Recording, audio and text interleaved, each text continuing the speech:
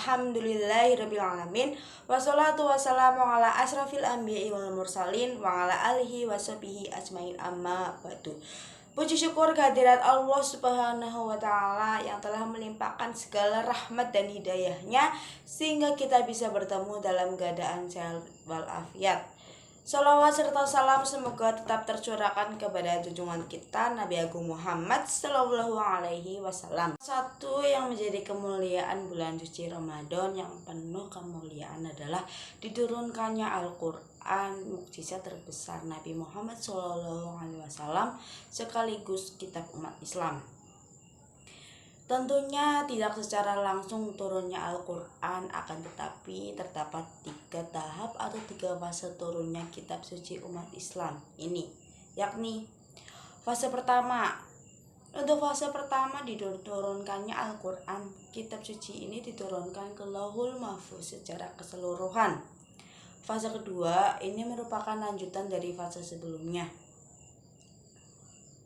Fase kedua turunnya Al-Quran, kitab suci ini diturunkannya secara utuh dari Lauhul Mahfuz ke Baitul Izzah pada bulan Ramadan bertepatan dengan malam Lailatul Qadar.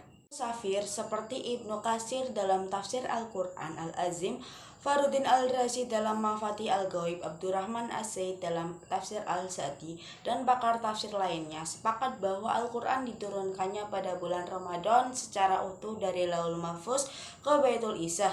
Fase ketiga ini merupakan fase terakhir dari turunnya Al-Quran. Pada fase ini, Al-Quran diturunkan melalui malaikat Jibril kepada Nabi Muhammad SAW. Ayat-ayat yang turun berangsur sesuai dengan konteks peristiwa saat itu. Dari Lauhul Mahfuz, Jibril menerima Al-Quran dari malaikat penjaga secara berkala selama 20 malam. Lalu Jibril menurunkan Al-Quran kepada Nabi Muhammad SAW berangsur selama 20 tahun. Ada yang mengatakan lebih dari itu. Sebenarnya bukan Al-Quran saja yang diturunkan pada bulan Ramadan. Diperkuat pernyataan Ibnu Katsir, kita bisa mengambil poin penting.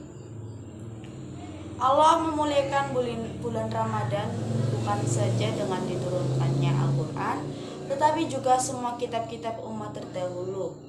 Hanya saja, jika kitab-kitab yang lain diturunkan sekaligus kepada para nabi, Al-Quran tidak demikian. Dari peristiwa terkecil sampai terbesar yang akan dan telah terjadi, semuanya tercatat di kitab catatan itu, termasuk setiap daun yang jatuh di bumi ini, tidak pernah terlewat dari sistem input kitab catatan itu. Sementara Baitul Izzah sendiri merupakan rumah yang berada di langit dunia. Dalam kitab Manahil Al-Irfan menjelaskan bahwa Baitul Izzah merupakan berita gaib atau di luar logika yang hanya bisa diketahui melalui Nabi Muhammad SAW sebagai orang yang masrum atau terjaga dari perbuatan maksiat. Mengenai wujudnya seperti apa, Ibnu Abbas menjelaskan bahwa Lauhul Mahfuz terbuat dari mutiara putih. Panjangnya seukuran jarak antara langit dan bumi, lebarnya sama dengan jarak antara timur dan barat. Sedangkan kedua sisinya terbuat dari mutiara dan yakut. Sampulnya dari yakut merah, penanya dari cahaya, dan kalamnya yang telah tertulis di arsy yang pangkalnya berada di pangkuan seorang malaikat.